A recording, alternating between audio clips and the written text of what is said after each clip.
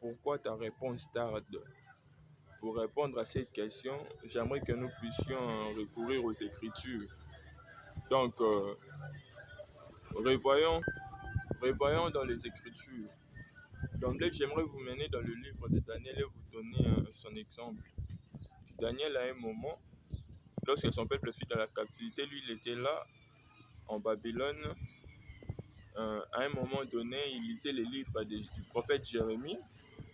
Et il a vu là où on parlait de la captivité et de la libération de son peuple. Et il a prié, il a voulu en comprendre la signification, où on va voir encore un peu plus d'explications. Et de là, il se livra à 21 jours de jeûne. Donc, il fit 21 jours de jeûne et prière. Et puis, lorsque l'ange venir lui rendre visite, il lui dit, dès les premiers jours où tu as prié, donc Dieu déjà t'avait répondu. Et c'est la réponse de Dieu que l'ange devait amener, mais il a dû confronter les princes des Perses.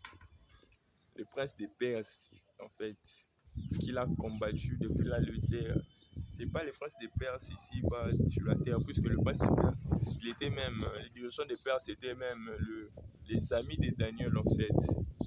Voyez-vous? Et donc, pour pouvoir manifester, pour pouvoir vivre tes attentes, voyez-vous qu'il n'y a pas d'autre solution que de se livrer à la prière, voire le jeûne, en fait. Sinon, si tu ne le fais pas, imaginons que Daniel n'avait pas fait ses 21 jours. Il n'aurait pas eu la réponse de l'ange. Voyez-vous, ça aurait pris des années, voire des décennies. Voyez-vous, le combat, elle est hautement là placé, puisque l'apôtre Paul même lui-même nous l'a dit dans Ephésiens 6, que nous n'avons pas à lutter contre. Le combat est haut placé. Donc, ne te fatigue pas.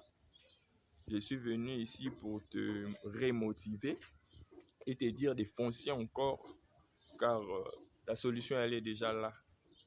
Oui, je le crois pour toi. Donc, soyez bénis. À la prochaine.